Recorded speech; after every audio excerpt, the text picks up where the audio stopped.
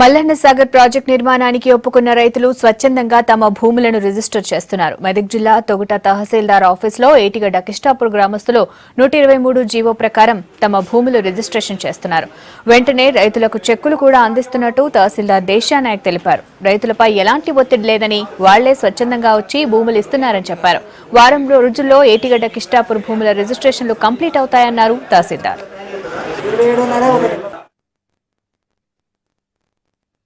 తొగుట మండలంలో దాదాపు టోటల్గా ఒక 3 రెవెన్యూ విలేజ్లు సబ్మిట్ చేస్తున్నాయి.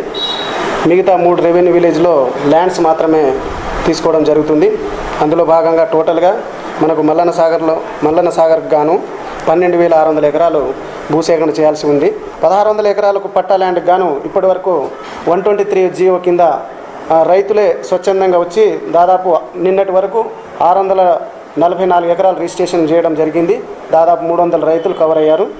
మేబీ దాదాపు ఇది మ్యాక్సిమంగా వారం రోజుల్లో ఏటిగడ్డ కిష్టాపూర్ రిజిస్ట్రేషన్ మొత్తం ఒక 956 ఎకరాలు బ్యాలెన్స్ ఉంది పట్టా ల్యాండ్. 650 ఆల్రెడీ అయిపోయింది కాబట్టి ఈ వారం రోజుల్లో ఏటిగడ్డ కిష్టాపూర్ రిజిస్ట్రేషన్ కంప్లీట్ చేయబోతున్నాము.